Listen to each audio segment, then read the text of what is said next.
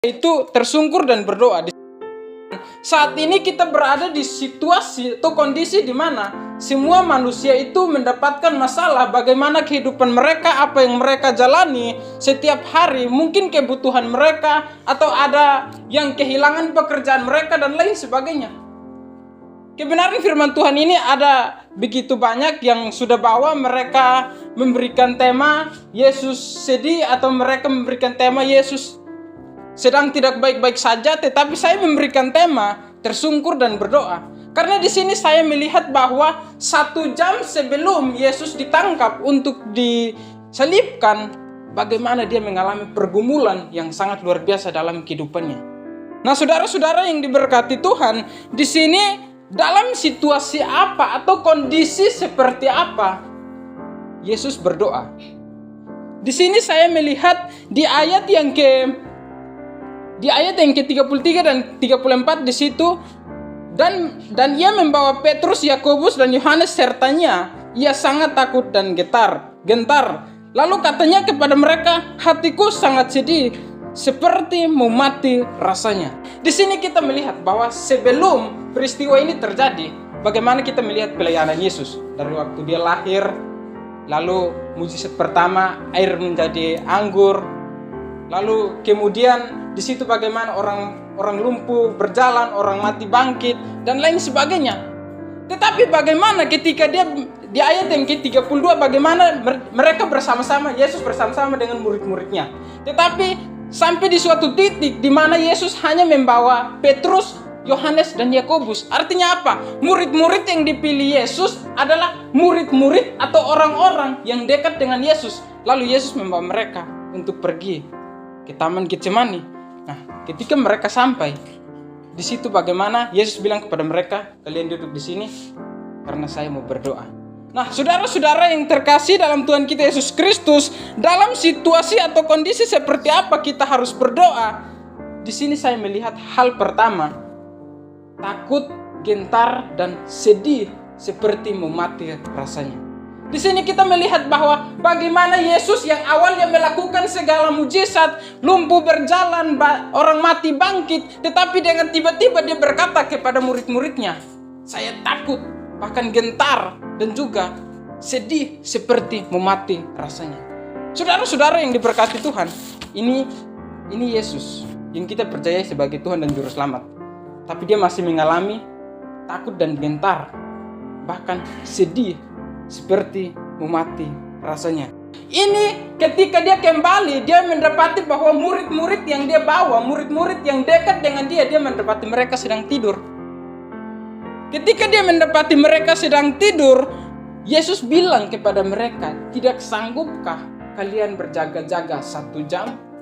Nah, saudara-saudara, di sini saya melihat bahwa ketika Yesus berkata, tidak sanggupkah kalian berjaga-jaga 1 jam?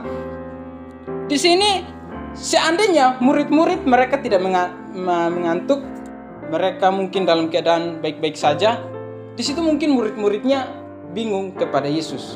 Mungkin mereka bertanya-tanya dalam hati mereka bahwa kok bisa ya Yesus yang sering membuat mujizat, orang lumpuh berjalan, orang mati bangkit, air berubah menjadi anggur, dia ketakutan. Bagaimana ketika mereka yang mempercayai Yesus sebagai Tuhan, atau mereka yang mempercayai Yesus sebagai Juru Selamat yang akan nanti dia laksanakan itu, tiba-tiba dia berkata saya takut dan gentar, bahkan sedih seperti mau mati rasanya. Saudara-saudara, mungkin ini peristiwa yang mungkin kalau murid-muridnya tidak mengantuk pada saat itu, mungkin mereka sangat bingung, mereka bertanya-tanya, mengapa Yesus seperti itu? Tetapi karena peristiwa di mana murid-muridnya sedang tidur, justru mereka tidak menangkap dengan apa perkataan Yesus. Mungkin murid-muridnya berpikir bahwa malam ini adalah malam seperti biasa-biasanya. Mungkin karena mereka selalu berjalan, melayani di berbagai tempat, jadi mungkin kecapean jadi malam ketika mendapatkan kesempatan, lalu mereka tidur. Nah, saudara-saudara yang diberkati Tuhan, di sini Yesus sedih. Yang pertama karena memang dia sebagai manusia dia juga Maha tahu. Jadi dia mungkin sudah tahu apa yang akan terjadi ke depannya. Mungkin dia sudah tahu bahwa peristiwa dia akan dicambuk, dia akan dipaku, dia akan diselipkan. Sehingga di situ dia berkata, ketika dia berdoa kepada Tuhan, kepada Allah, dia berkata di ayat yang ke-35 berkata, ia maju sedikit merendahkan diri ke tanah, merebahkan diri ke tanah dan berdoa supaya sekiranya mungkin saat itu lalu daripadaku. Katanya, ya Aba, ya Bapa, tidak ada yang mustahil bagimu. Ambillah cawan ini daripadaku, tetapi janganlah apa yang aku kehendaki, melainkan apa yang engkau kehendaki. Di sini kita melihat bahwa cawan ini menggambarkan murka Tuhan. Kalau kita melihat, saya melihat bahwa cawan itu awalnya, kalau awalnya sangat manis, tetapi nanti di akhir-akhirnya itu sangat pahit di paling bawahnya. Nah, di sini bagaimana Yesus bergumul supaya dia menerima cawan atau kepahitan itu. Nah, saudara-saudara, cawan menggambarkan murka Allah. Kalau kita melihat saya akan membaca Wahyu 16 ayat 1. Teman-teman boleh perhatikan Wahyu 16 ayat 1 supaya kita bisa melihat bagaimana murka Allah. Wahyu 16 ayat 1 berkata, dan aku mendengar suara yang nyaring dari dalam bait suci berkata kepada ketujuh malaikat itu, pergilah dan tumpahkanlah ketujuh cawan murka Allah itu ke atas bumi. Ayat yang ke-19, lalu terbelahlah kota itu menjadi 3 bagian dan runtuhlah kota itu, dan runtuhlah kota-kota bangsa-bangsa yang tidak mengenal Allah. Maka teringatlah Allah akan Babel yang besar itu untuk memberikan kepadanya cawan yang penuh dengan anggur kegeraman murka Allah. Jadi saudara-saudara yang diberkati Tuhan, cawan menggambarkan murka Allah. Jadi di sini kita melihat bahwa kesedihan Yesus memang di satu sisi dia sebagai manusia, tetapi kesedihan Yesus di satu sisi adalah bagaimana begitu hebat murka Allah terhadap dosa yang dilakukan oleh manusia. Sehingga apa?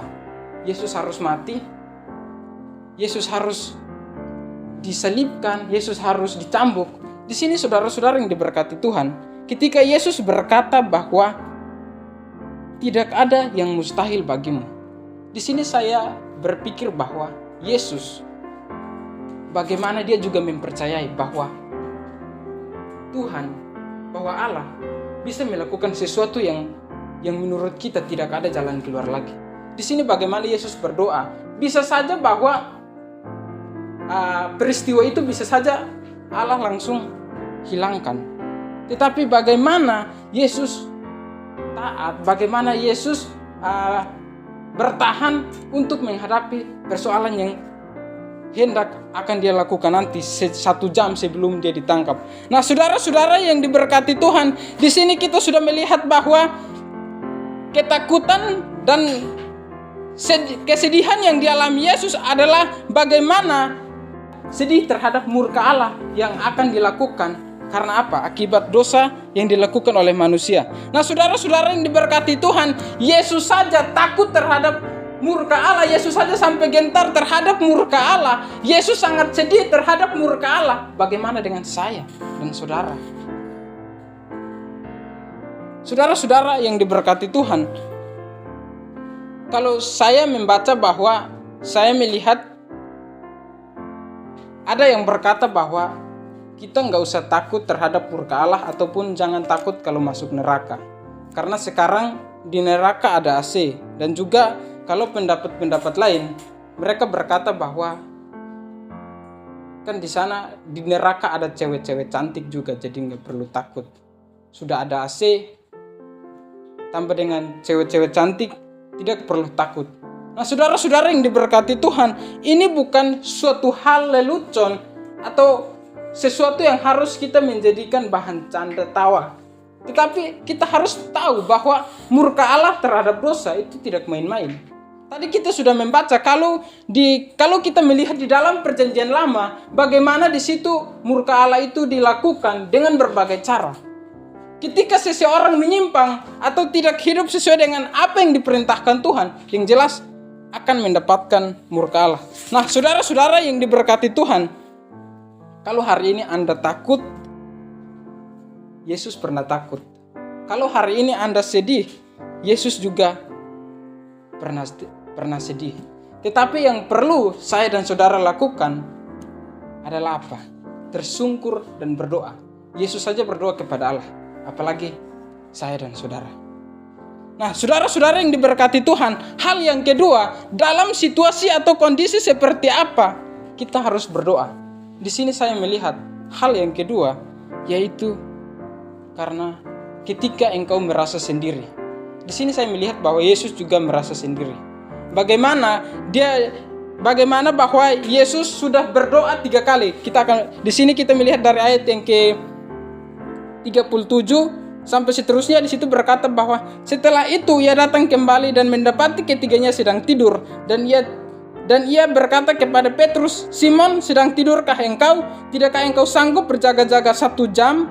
Berjaga-jagalah dan berdoalah supaya kamu jangan jatuh ke dalam pencobaan. Roh memang penurut, tetapi daging lemah." Nah, saudara-saudara yang diberkati Tuhan, bagaimana ketika Yesus dalam pergumulan kesedihannya itu sangat takut dan gentar. Lalu di situ ada Simon Petrus dan juga Petrus, Yakobus dan juga Yohanes. Bagaimana dia mengalami pergumulan itu? Lalu teman-temannya apa? Mereka justru tidur. Mereka tidak peduli dengan apa yang Yesus alami.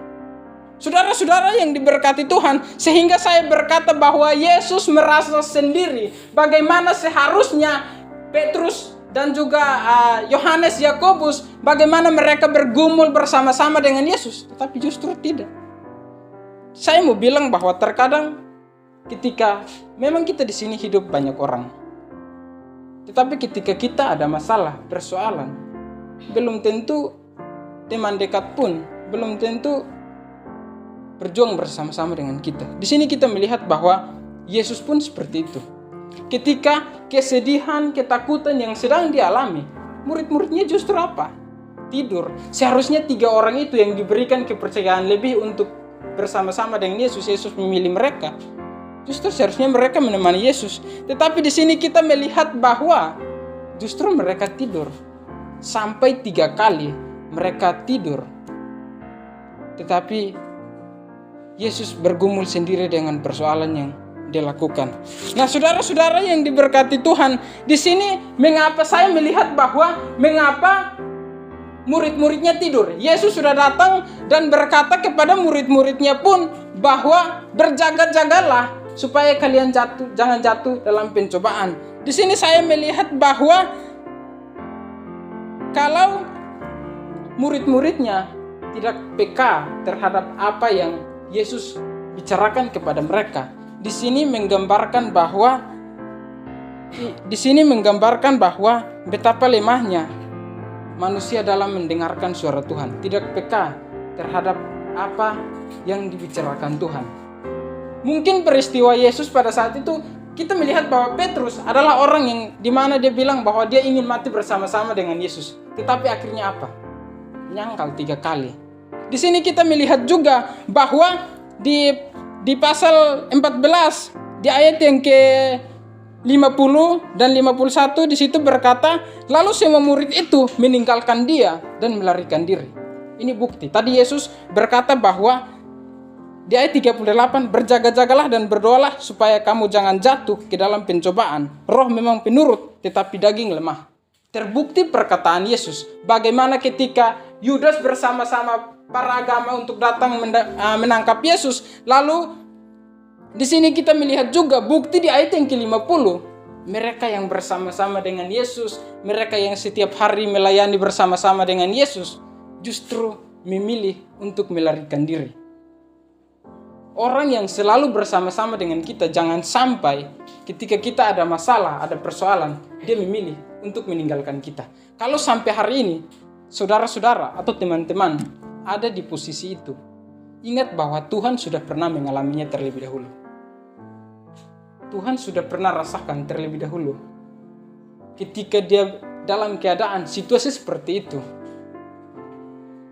justru dia ditinggalkan oleh murid-muridnya. Saudara-saudara, sebagai kesimpulan kita di pagi hari ini, bahwa ketika engkau merasa sendiri, hal yang perlu engkau lakukan, datang kepada Tuhan dan berdoa. Tidak ada jalan lain. Yesus mengajarkan kita. Dia berkata kepada murid-murid bahwa dia sangat sedih, dia sangat takut. yang perlu kita ketahui, jangan kita malu berkata bahwa saya ada masalah, saya ada persoalan. Kalau teman dekat kita tidak mau mendengar, masih ada Yesus yang sanggup untuk mendengarkan kita. Amin. Untuk kebenaran firman Tuhan, mari kita berdoa.